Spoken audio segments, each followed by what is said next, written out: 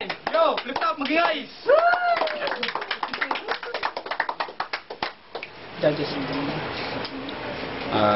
Page. Ang hirap mag-judge. Parehas ko best friend yung dalawa eh.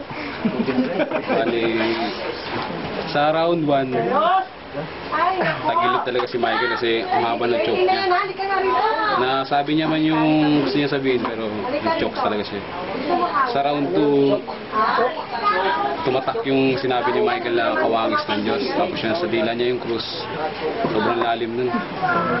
Kahit ako mag-isip, hindi ko kayang masulat yun. Bali sa round 3 natin ipagbabasayan to. Yung round 3 na sinabi ni King, yung sinabi niya na parang, hindi ko yung sinabi niya eh. Sabi niya, ano eh, si Michael yung humamon. Pero kung iintindihin ko talaga, si King yung humamon. Parang doon ko na lang nabasayan, tapos ang bigat ng banat ni Michael. Wala talaga rin. Gahibla lang yung Michael. Yo, ayusin nga pala. Magiging bias lang ako sa judge ko. Simula round 1 hanggang round 3 na, no. Kung tutusin, para sila mabigat. Yun nga lang, may pinagkaiba kasi medyo mas malalim talaga para sa akin na mas malalim yung kay King. Kasi may mga patutungan sa kanya, mga salita niya, mga patama talaga kay Michael.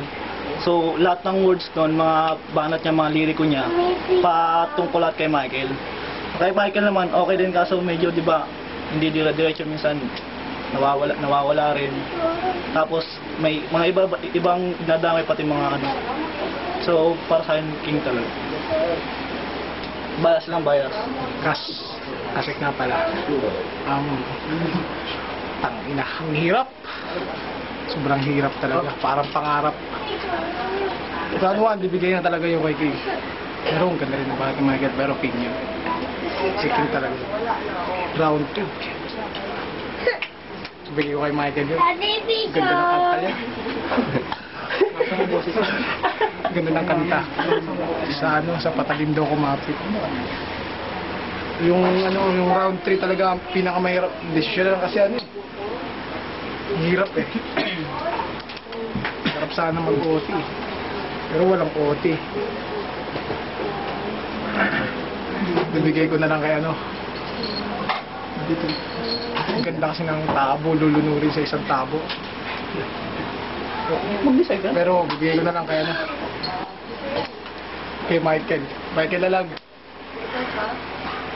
Joker, isipam. Hindi ko nasasama yung round 1 kasi kay King talaga. Round 2, pinagbasihan ko sa laban na to, pahabaan ng punchline, kasi paras naman sila malalim. Tapos round 2, ang ganda ng sinasabi ni Michael, tapos may wordplay siya eh. Kaya binigay ko kay Michael. Tapos round 3, doon sila naglaban eh.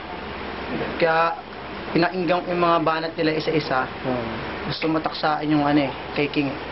King talaga boto. King. Sa pamilya UDT, papasikatin ko lang men's dib. Round 1, kay King ako kasi si Michael, minto siya ng matagal eh. Okay din, pero minto kasi siya eh. May ano ba tawag doon? Chok. Yun. Matagal yung chok niya, kaya kay King ako. Round 2, kay Michael kasi okay kay Michael. May kanta pa. Okay din. Tapos round 3, Michael pa rin. 4 na alas daw eh. Michael. Ang hirap nga timbangin eh. Yo, yun. Grabe, ang bigat ng laban talaga. Sa mga judges, tama yung mga sabi ng mga judges talagang hindi yung masasabi yung sino mananalo. Pero, ito na, yo, grabe. Ang boto, 2 sa 3. Kaya ang panalo, Michael.